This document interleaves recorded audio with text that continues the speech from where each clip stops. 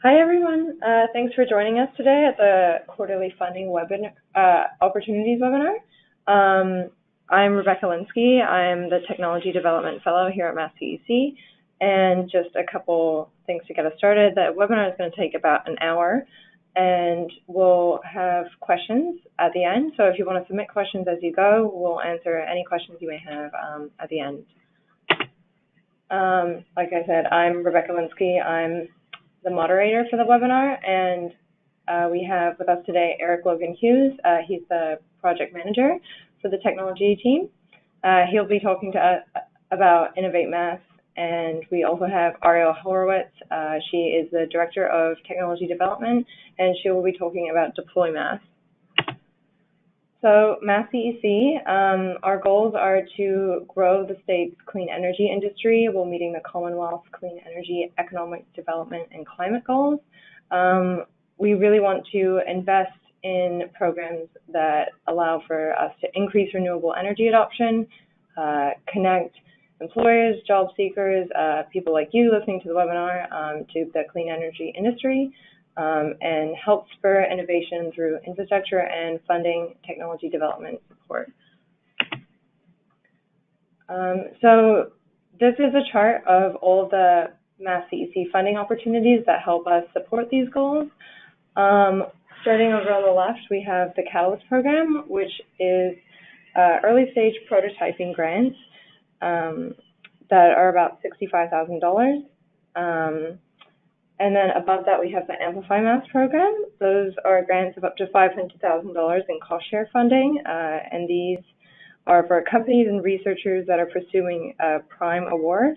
And this prime award can be federal or non-federal. For example, a lot of companies apply through prime funding from the Department of Energy Resources.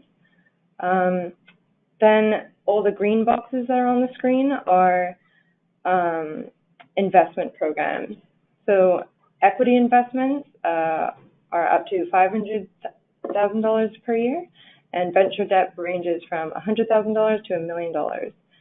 The Accelerate Mass program is up to $150,000, and these awards are made roughly 5 awards are made per a year. And today we'll be talking about Innovate Mass and Deploy Mass. These are the focus of today's webinar, and these grants range in cost share funding. Innovate Mass are awards up to $250,000. The program is open right now and is open until December 11th. And Deploy Mass is facilitates the adoption of clean tech at public project sites, and award amounts really range for that program. And then of the bottom of this chart, you'll see workforce development programs, and these fund internships at all company stages. All right, thanks Becky, and hello everybody. I'm Logan, the project manager for Innovate Mass. And now I'll start talking about the application process for Innovate Mass, which is our grant that supports the demonstration of new clean energy tech. So a quick summary, the cap of the funding is $250,000. We typically make about 3 to 5 awards per round, and there's about 2 rounds per year. So typically it's about 10 companies that are chosen annually for the Innovate Mass program. So going into a little bit more of the specifics, to reiterate, typically the awards are up to $250,000 or $250,000. And there's a 50% cost share requirement, meaning that if you request $250,000, you must also be able to finance $125,000 for a grand total of $375,000 or more going into the program. 20% of the 50% cost share must come from non-labor sources like materials or stuff that has to be purchased externally. So one way to think about that is about 10% of the overall funding has to go towards those non-labor sources. If you are selected for Innovate Mass, third-party technical support will be provided to help you with the project management.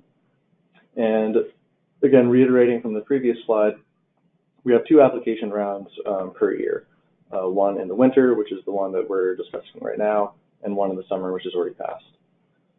So the due date or the application deadline for this round of funding is December 11th. And we anticipate that we're going to make our decisions regarding who the winners are in the spring of 2019 or around March 2019, to be a little more specific. For every round, there is a topical spotlight, which we'll discuss in upcoming slides. And a note is that this is not a carve-out. This is just a topic of interest that we highlight per round, with this specific round being grid modernization. In order to be eligible for Innovate Mass, you have to be a Massachusetts-based company. The technology readiness level of your product or your company should be ranging roughly from 5 to 7, and the emphasis is on clean energy and water energy nexus innovation tech. So, highlighting again the grid modernization spotlight as the highlight for this round. Sorry.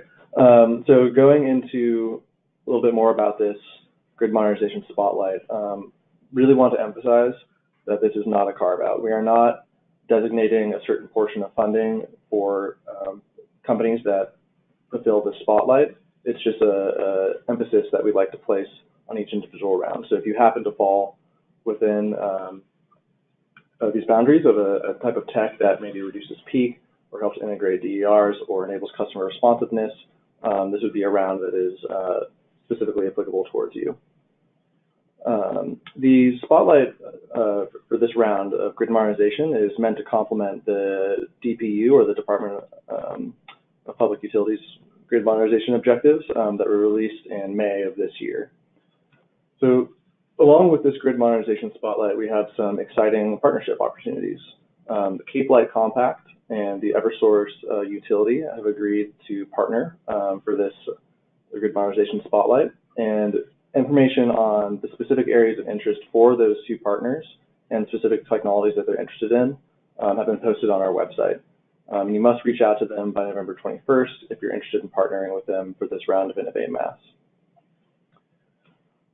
So moving along, the application requirements for Innovate Mass are fairly straightforward in that there's an application form with specific sections that need to be filled out. These sections generally can be boiled down to an overview of your technology. What is it that you are trying to develop? Who is the target market for your product? What is the role of the project in the path to the market? How is this grant that you're applying for going to actually help you deliver the product that you're developing? Then we also need some specifics regarding the project plan. What is the project? When are you going to do it? Where is the site going to be? Where's the test site going to be located? How much funding do you actually request?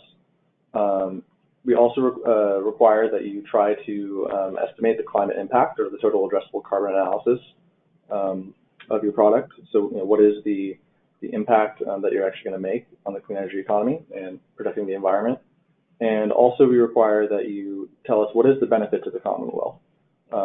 Again, as a fundamental requirement, you must be a Massachusetts-based company, and how is the technology that you're proposing to develop actually going to contribute to the clean energy economy here in Massachusetts? So looking at some of the project spreadsheets so that you can get an idea of what the form actually looks like, here we have the milestone spreadsheet. So you can see we would like you to have trackable milestones throughout the course of your project development, so that we can actually award you grant money to see that you're actually doing what it is that you said that you were going to do in terms of developing the project. So the milestones are meant to show the important steps of your project, how much they're going to cost, and the scope of the work for each milestone should be clear but concise. So 1 to 2 sentences would be preferable. Deliverables are also an important way, an important metric that allows us to track your milestones. There should be at least 1 deliverable per milestone. You can have more deliverables per milestone if you desire, but try to keep it to just 1 document per line item here. So going along with the milestones and deliverables, we also have a budget spreadsheet. So the budget is meant to include, where the cost share is coming from. Again, what are those non-labor specific materials that you're going to be purchasing? Who is on your project team and is doing what work and at what rate? So you can see in the left two spreadsheets on the bottom left, it says direct labor. So this is where you would list who the team member is, what is their hourly rate, what is the projected number of hours that they'll be working, and then you can fill out the grant amount and the cost share amount for how much you will actually be paying that team member and how much you anticipate you'll require from the grant. So the budget also has a variety of error checks built in. You cannot submit a budget that has errors. Please do not do so. If you have questions or can't figure out how to correct an error, that's fine. Just please contact us and we'll try to help you out. But if you submit a budget that has errors, we're going to send it back. It needs to be error-free. So please use the built-in error checks to make sure that if you are submitting a budget, it is actually going to pencil out. So in terms of what we're looking for in the Innovate Mass program, we want projects that are new and interesting. There needs to be real technical merit to the technology that you're trying to develop. Going along with that, there needs to be commercialization potential. You need to demonstrate an understanding of the market and the customers, and the market needs to exist. Additionally, a strong project plan is always going to help your application. You need to set out a realistic timeline for achieving your goals and a realistic budget. Demonstration, as the second bullet point says, if you can demonstrate this, that there's an improved business case for the technology or product, that's going to look good.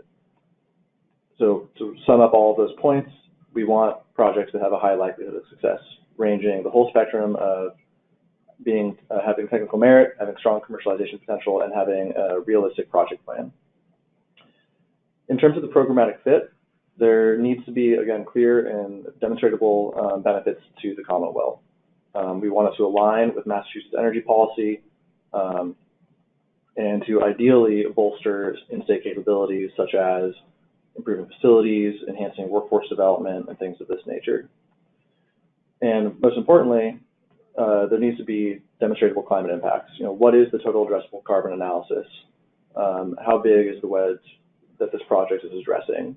How much CO2 reduction is there actually going to be from implementing and developing your technology? So to sum up that programmatic fit column, we want success that is going to matter. So some quick FAQs regarding Innovate Mass. Again, how does the cost share work? You need to be able to provide at least 50% of the amount of money that you're requesting from the grant, with 20% of that coming from non-labor materials. So again, one way to think about that is 10% of your overall budget needs to be coming from non-labor materials. In terms of what qualifies as clean energy, you can Google the General Laws of Massachusetts, Section 1, Chapter 23J. More or less, the boiled down version is your technology needs to either be using sun, wind, water, biomass, alcohol, wood, fuel cells of any kind, renewable, non-depletable, or recyclable fuel. So if your technology enhances the economics of fossil fuels, natural gas, or nuclear, then you're not eligible for this program. It has to fit the clean energy definition as designated in the General Laws of Massachusetts, Section 1, Chapter 23J. And what is the expected duration of the project? Typically, awardees are given 24 months to complete their demonstration project. You don't have to use the full 24 months. That's just the time allotted. And again, is the spotlight a carve-out? The grid modernization spotlight is not a carve-out. The spotlights are never carve-out. Spotlight relevant projects are evaluated against the entire applicant pool. The main emphasis of the spotlight is the partnership opportunities, and to give you an idea of what kinds of technology that we're looking for that we think is going to fit into helping us achieve a decarbonized economy in the future. So again, the emphasis for this round, 7A, is grid modernization to line up with the DPU's grid modernization plan from May of this year. Does the project site have to be in Massachusetts? No, it doesn't. The project may take place at any relevant site. If there's a testing facility outside of the state that you think is going to better demonstrate the readiness of your product, that's fine. But the benefits to Massachusetts are going to be considered in the evaluation. So finally, what defines a Massachusetts-based company? Depending on the type of company you're running and the product that you're developing, you need to have a majority of the following in Massachusetts. So think of it as 2 of 3 of these or 3 of 4 of these, depending on what sort of product you're developing. So the primary sales and marketing either need to be based in Massachusetts, the primary manufacturing operations need to be based in Massachusetts, company headquarters, or primary research and development operations. If you're a company that maybe doesn't have any manufacturing ongoing as part of the project, that's fine. Then 2 of the other 3 categories need to be fulfilled. And with that, we will talk about a success story. So Solar One is a Needham-based company that received an Innovate Mass grant to deploy solar-powered streetlights on a Somerville community bike path. So the project resulted in energy savings and was a relatively innovative means of lighting pedestrian walkways. So to give you some bullet points on other recent awardees, all of these companies can be Googled. So Autonomous Marine Systems, they developed a 100% renewable energy powered autonomous vessel for surveying offshore wind sighting. They were awarded a little over $200,000, and they provided the 50% cost share, which is, again, a requirement of the program. Multi-Sensor Scientific is pilot testing natural gas imagers, partnering with Eversource to detect natural gas leaks in underground pipes. Again, they received $160,000, and they met the 50% cost share. Power Development International has partnered with Holyoke Gas and Electric to install and monitor turbines at one of the Holyoke Canal systems in Holyoke. They were awarded $100,000, and they went over the 50% cost share requirement. Raptor Maps, they're partnering with Enel Green Power in North America to test UAVs that fly over solar PV farms to detect defects in the PV systems. The amount awarded to Raptor Maps was in line with cost share at $84,000. And final recent awardee is TagUp, who is working with National Grid to apply machine learning algorithms to extend the life of network transformers, reduce unplanned downtime, and in general facilitate other improvements for utilities. They were awarded $38,500 and had a 100% cost share match. So, to briefly recap sort of the timeline and the logistics for Innovate Mass, the application is available at the hyperlink included right there. If you have questions about the program, please try to get them in by Friday. Responses to questions will be posted publicly on a rolling basis. So if you ask a question, or if you have a question that maybe came up after the deadline, there's a chance someone else might have asked it, so please do check the website for all of the responses to the questions.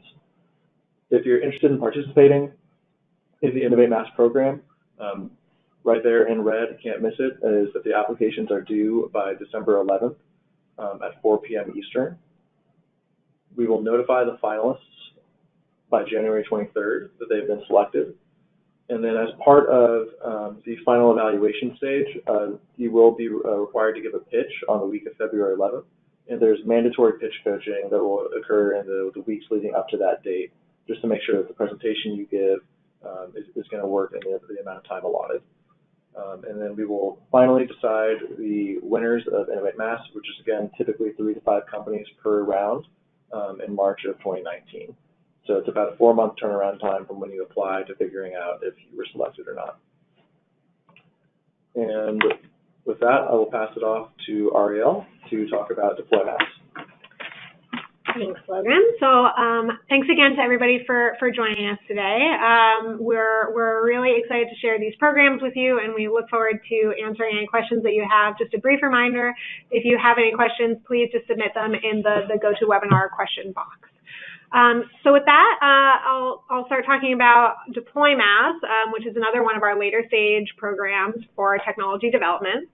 So DeployMass is actually one of our latest stage programs that's directed at technologies that are either pre-commercial or in the very early stages of commercialization.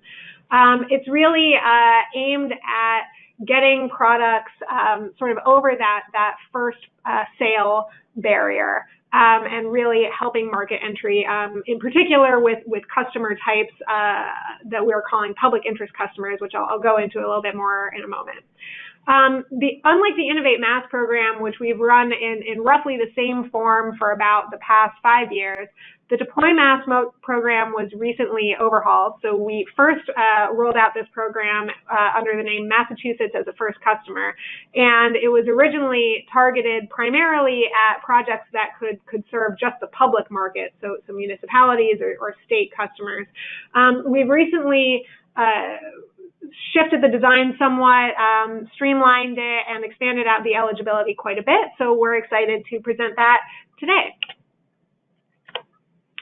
So the DeployMass program also has grants of up to $250,000 and provides third-party technical support to support first sales of innovative energy technologies to qualified customers in the Commonwealth.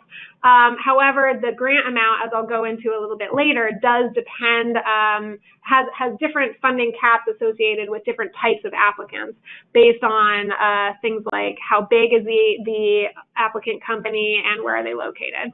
Solicitations are rolling, so unlike Innovate Mass, there is no deadline for this program, so you can look at our website and apply at any time during the year. There's a two-step process to receive project funding.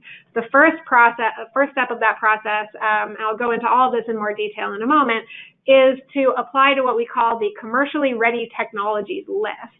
And that's just a list of technologies that are qualified to receive project funding and that we have evaluated as being commercially ready and demonstrating some amount of customer value. This program is only open to products that have a TRL level or technology readiness level of 8 or 9, which means that they are pieces of technology or products that are ready for commercialization. So we're really looking for a lower risk profile in this program than in the Innovate Mass program, where technologies really should be pre-commercial or pre-revenue. So again, just to go into the application process in a little bit more detail. So only clean energy technology companies are eligible to apply to DeployMass, and DeployMass has, as I mentioned, a two-phase application process. Companies that are seeking project funding must first apply for inclusion on the Commercially Ready Technologies list.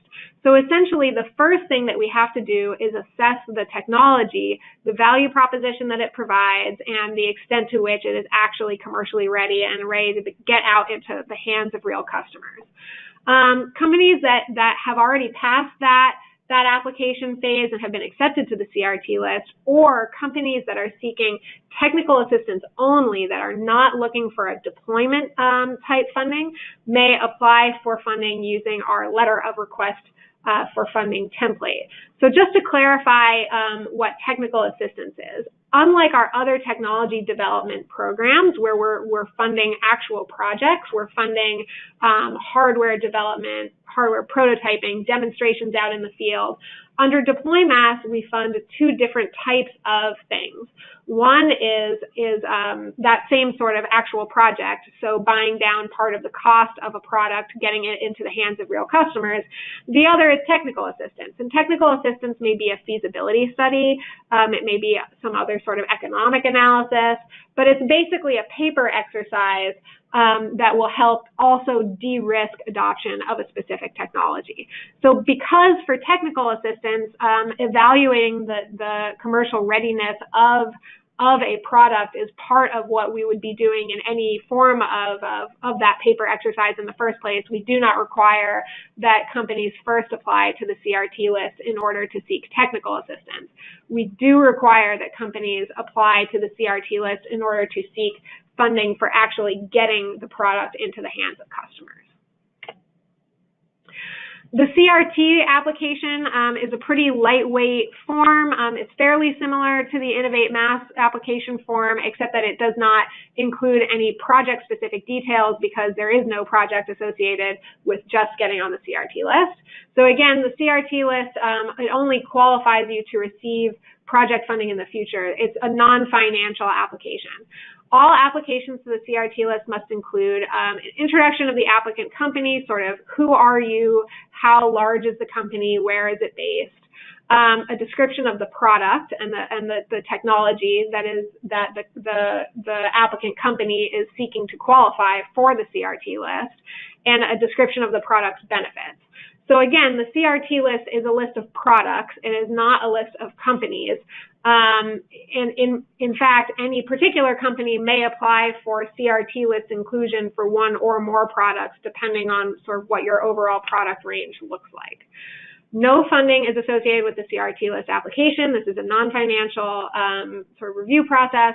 However, companies that are on the CRT list may use the Mass CEC logo on marketing materials, basically as a way to say that we have looked at your product, we have looked at your technology, and we have found it to be both commercially ready and to provide a value proposition to customers. The letter of request for funding is a little bit more free form than a lot of our other program applications. It's essentially a letter template that lists all the information that we want to see. So all requests for funding have to include a specific customer site, and that does include both project funding and technical assistance funding. We ideally want to see a letter of support or a letter of commitment from your customer site when we get the application in. The letters of request must also introduce the applicant, again, sort of who you are, and what's some context for how you're approaching the program. Describe the proposed project, again, where is it going to be, how large, why is the customer interested in doing this project, how did the project come about, what are the benefits of the project to the customer, and why do you, as the applicant company, believe that this is a good programmatic fit. We also ask that companies estimate the greenhouse gas impacts of the particular project at question. So in contrast to the total addressable carbon analysis, which is really aiming to say if your product got widely commercialized, what's the total carbon that would be addressed across the entire market? For deploy mass purposes, we're really interested in what's the project-specific impact. How much energy is going to be saved at this particular project site? How much carbon is going to be avoided by this particular project? We also ask for a little bit of a pros budget justification, and then in addition, we have a budget template that's very similar to the Innovate Mass template that I'll go over a little bit more in a moment. So what about for potential customer sites? Potential customer sites can reach out to CRT list qualified companies and provide strong letters of commitment to a company funding request. They cannot apply for funding on their own. That request has to come from the company. So I've mentioned that there are eligibility restrictions on the customer sites a couple of different times. So just to go through that, in order to be eligible for project funding, applicant companies have to secure a public or public interest customer site. So this is a site that, first of all, must be in Massachusetts. So all of the project funding and technical assistance funding under this program, unlike for Innovate Mass, must be for projects that are taking place in Massachusetts. Public customers would include municipal or state buildings, public schools, municipal light plants, and so forth.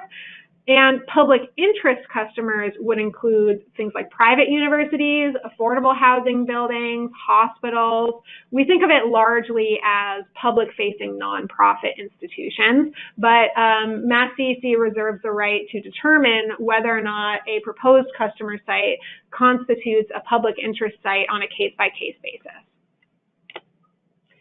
So what are we looking for under this program? For the CRT list application, it's really different than for the letter of request for funding.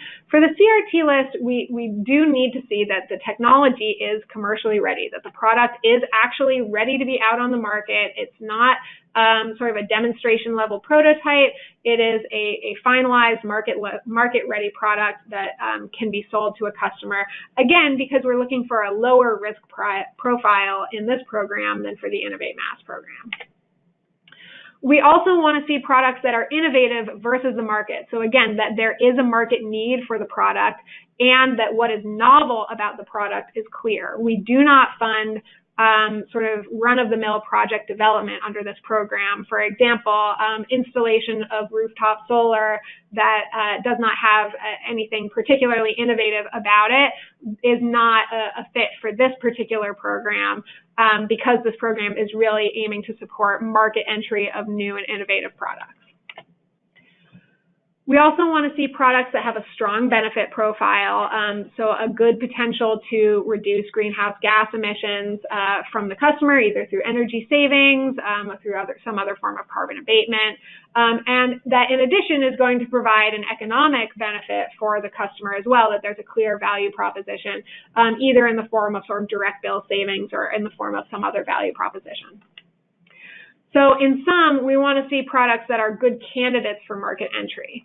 For the letter of request for funding, we do want to see that the project makes a lot of sense for the customer. And the main way that we look for that is, first of all, that there's a qualifying customer who has committed to the project as demonstrated through a letter of commitment or a strong letter of support. And that there's a clear customer value proposition as demonstrated in the budget template that I'll go over again in a moment. We also want to see that the project makes sense for Mass CEC, that there is a strong greenhouse gas reduction potential from that particular project. We're also looking for replicability and visibility. So questions that we would ask ourselves in evaluating requests for funding under this program are making sure that the next project won't need as much support from Mass CEC and that there is a clear path to market acceptance. So finally, we want to see that there is a good match between the customer, the product, and the program when considering requests for funding under the Deploy Mass program. So just to go into that customer value proposition piece a little bit, our Deploy Mass project budget has two different tabs in the Excel document that we ask you to fill out along with the letter of request.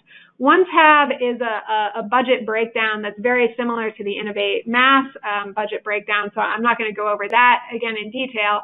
However, the other tab is a little bit unique for our programs.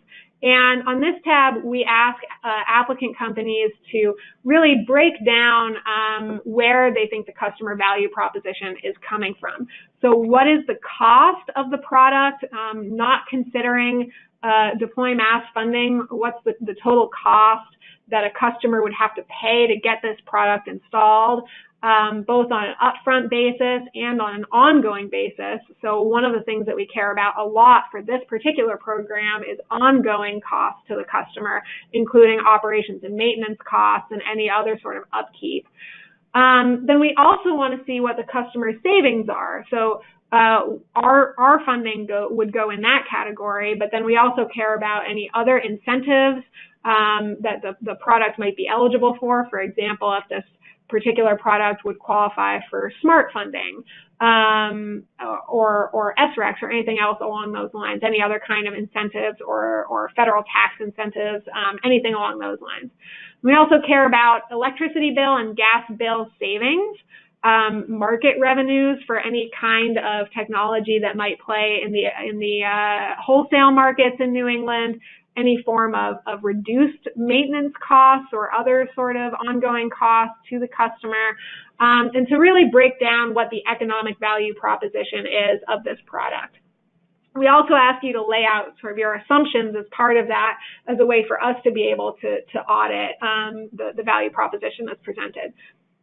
So we give room for a 20-year life of the product. We don't require that these analyses go for 20 years, but just sort of however long the anticipated life of the product is, that's what we want to see.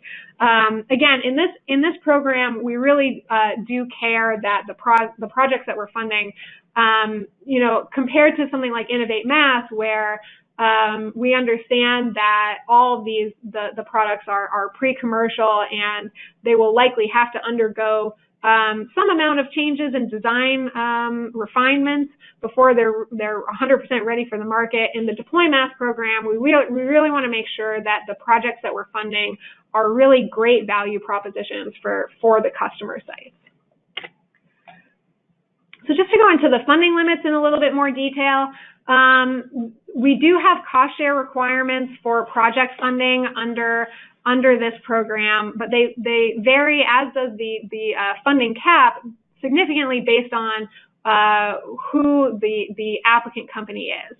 So for a Massachusetts-based small technology developer, which is basically the same sort of cohort of companies that would be applying to Innovate Mass, our funding cap is up to $250K, or the smaller of that, or 75% of the project cost. So we do require a 25% cost share as part of that category. And then we'll fund up to $75,000 of technical assistance. So again, that's a feasibility study or market analysis, something along those lines. This is the only technology development program that we have under which larger companies, so companies that don't qualify as a small business based on the Federal Small Business Administration's guidelines and cutoffs on that. This is the only program that we have that larger companies are eligible for some amount of funding, and the funding cap is lower, and we also are looking for more cost share. We also have a funding path under this program for Massachusetts-based small technology distributors. So those are companies that are based in Massachusetts but are really aiming to secure market entry for a product that they don't own, that there's somebody else that developed the product and owns the IP, for example, but that company is not based in Massachusetts or potentially in the United States. And there we again have a lower funding cap, and we are looking for increased cost share. And then finally, we have some amount of a funding path available for qualifying small technology developers that are based outside of Massachusetts. And in that case, again, we have a lower funding cap and a higher cost share requirement. And we do also require that that company would establish a Massachusetts presence, for example, by hiring somebody based in Massachusetts. Again, all eligible products, regardless of the applicant type, must have a TRL of 8 or 9 and be a new market entrant, by which we're basically defining that as having fewer than 5 deployed products or less than $500,000 in sales, whichever is larger. So feel free to reach out if you have any questions about any of those limits. Some FAQs on this program. Can I submit multiple products or technologies to the CRT list? Yes, companies can apply for CRT list inclusion for as many products as they think fit the program. You have to submit a separate CRT application or project funding request for each individual technology or product of interest. A little bit about timelines. It generally takes about 1 to 2 months under this sort of revamped structure to get onto the CRT list. Once you're approved, you are eligible for project funding. You have to, again, apply a separate letter of request for that. Once we receive the project application, we will attempt to get back to people within about 2 months. So in total, we would hope that the whole application cycle would be complete within, say, 4 to 6 months. So what defines a Massachusetts-based company? Again, it's the same definition as for Innovate Mass. You have to have a majority of these sort of different corporate units based in Massachusetts. How can customers participate? As I mentioned, only the technology company can directly participate in the program by submitting a request for funding or a CRT list application. Customers can reach out to companies that are on the CRT list or can contact Mass DEC for a referral.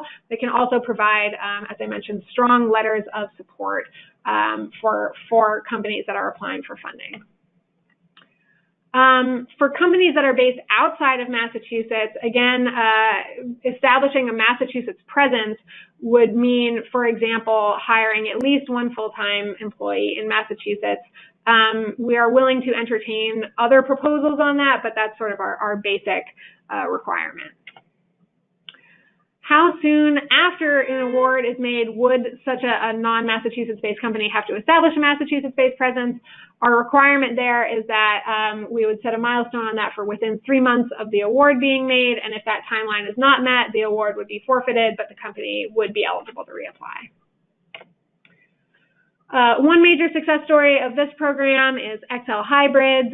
This is a Boston-based company that received a DeployMass grant in 2017 to demonstrate their technology, which is really aimed at fleet vehicles. It is a retrofit technology for fleets to convert internal combustion engine-based vehicle fleets into hybrids. Following their project, XL Hybrids closed a successful Series C and D financing round, and their fleet vehicles have now traveled over 75 million miles. And then a couple of other recent awardees under the program are listed here. So as you can see, we have a variety of technical assistance and project funding awards. And like Innovate Mass, the award level does range fairly significantly. So Phoenix Revolution, for example, was awarded $40,000 to study a flywheel-based energy storage device with the MBTA. Nature and People First was recently awarded $30,000 to study community-scale pumped hydropower, also with Holyoke Gas and Electric.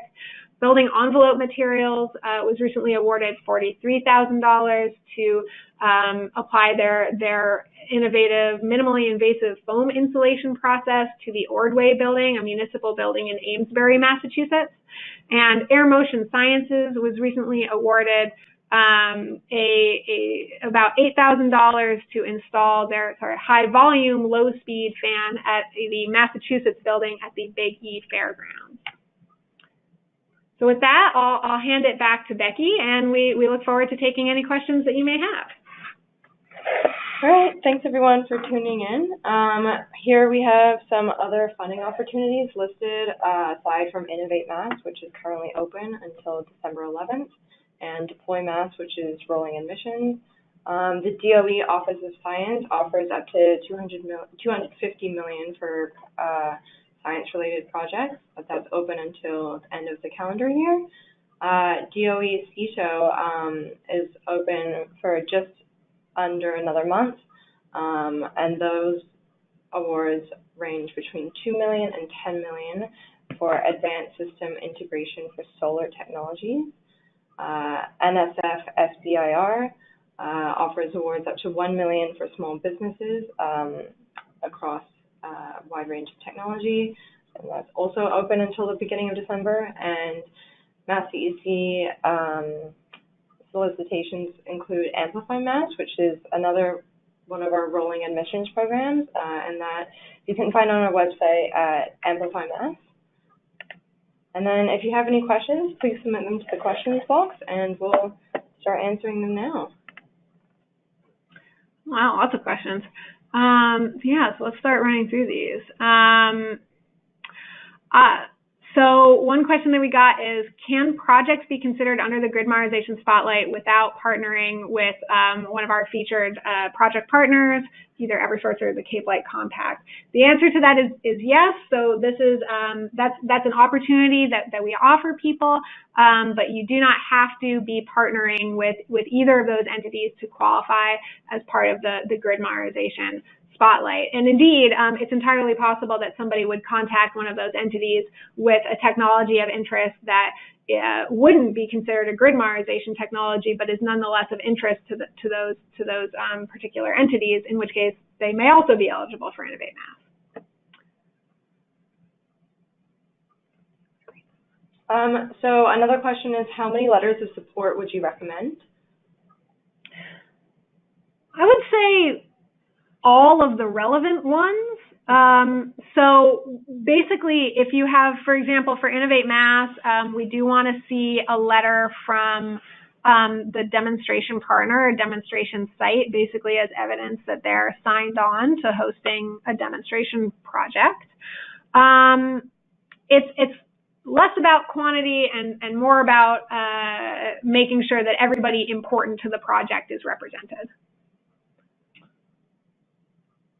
All right, the next question is about the distribution of labor and equipment under Innovate Mass. More or less, is there a certain percentage of labor and equipment that must come from Massachusetts versus essentially abroad or other states? I believe the answer to that is no. Yeah. Right? Like it has to be a Massachusetts-based company.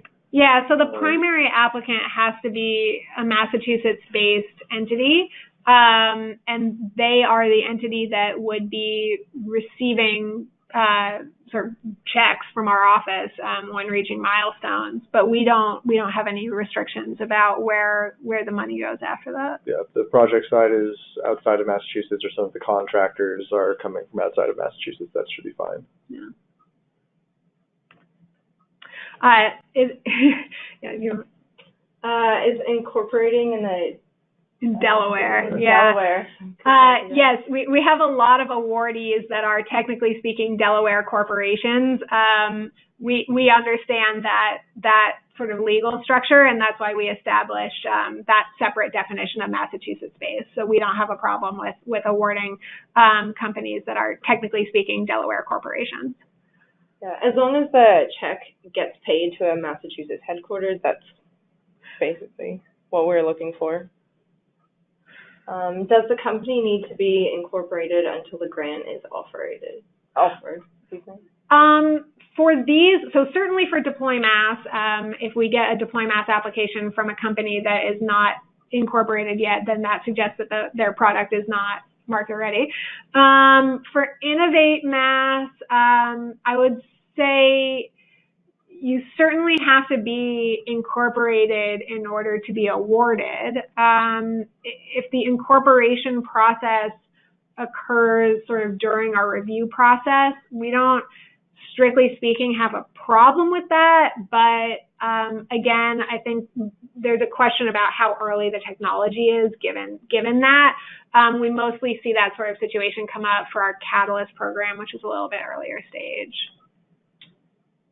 I'm not sure I understand this one. I was just talking about the Eversource. Yeah, so the next question is, will the preferred partners choose one or more sort of projects to submit into the program? And we can't really speak to that. That's really at their discretion.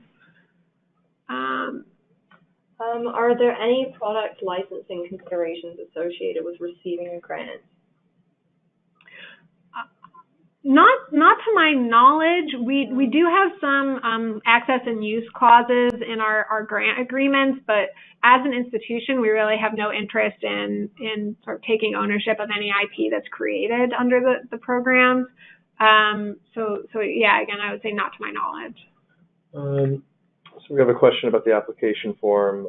Is the submission limited to the space provided in the form, or can extra information be provided beyond the space in the boxes? So it is a Word document, so the boxes will stretch. No, we locked on. Oh, they're locked. It's limited. It is locked on purpose. We do ask people to stay within the bounds of the form. Apologies. What is the official definition of a clean energy technology company? So clean energy, again, is defined in the Massachusetts general laws that was handed down to us by the legislature. For a technology company, I think we got a couple of different questions around this of sort of what's a distributor versus a technology company versus the developer. And it really is something that I would say there's sort of clear cases on either side, and then there are gray area cases that we decide on a case-by-case basis. A lot of it has to do with what is the key innovation of the product and who came up with that innovation, and sort of who owns that innovation, either sort of strictly speaking within intellectual property world, or in terms of the competitive landscape. So again, I think it's very clear in certain cases. We'll get certain cases where companies are self-identifying as distributors. They have a different technology development company that they're working with, and they have, for example, an exclusive distribution deal, territory deal signed. And many to most of the companies that we work with have developed or sort of invented the technology that they're aiming to commercialize. And then at the barrier in between those two, we really do decide on a case-by-case basis.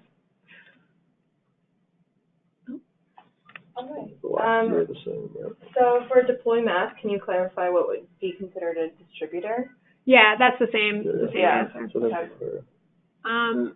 We got a couple of questions of whether or not the slideshow will be available. Yes, we will. We will post the slides and a recording of this webinar on our website within the next few days. Another deploy mass question. Would a water treatment technology sold to a water treatment plant in Massachusetts qualify for the grant? Yes, as long as there's sort of an energy play. So we don't support sort of strictly water-only technologies under this program. Wastewater treatment plants do qualify as public interest sites, but I would also encourage people who are interested in working in the wastewater sector to look at our wastewater treatment pilot program, which is specifically aimed at supporting innovative technologies at wastewater treatment plants in the Commonwealth. Final question with the PowerPoint. Yeah. Great. So I think those are most of the questions that we had that came in. Again, we will post this PowerPoint presentation and a recording to our website over the next couple of days. If you have any other questions, we have a couple more minutes to respond to them, and we can also go over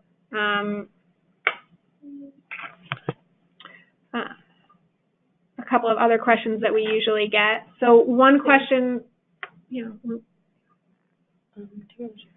one question that we get a lot as part of these programs is whether or not applicants have the opportunity to revise their applications after submission, and the answer varies based on the program structure. So for the Deploy Mass program, the answer is yes. We do a relatively intensive Q&A with all of the applicants.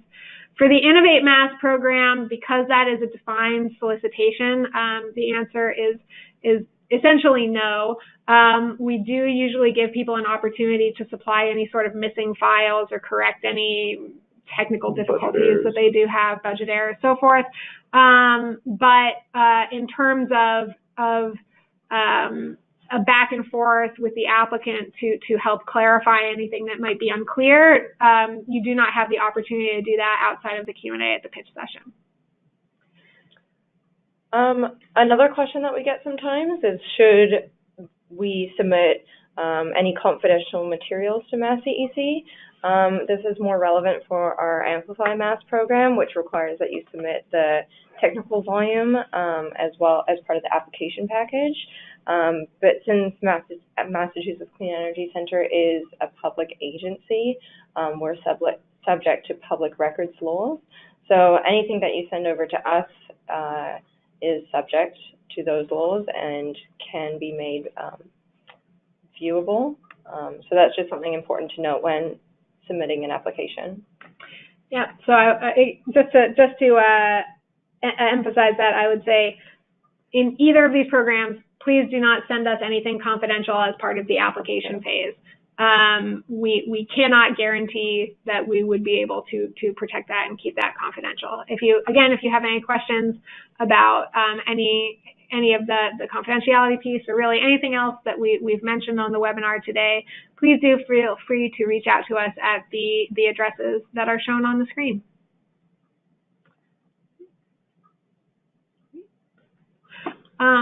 So I think that's about it for our quarterly funding opportunities webinar today. Thank you, everybody, for joining us, and we look forward to seeing strong applications into both of these programs. Bye.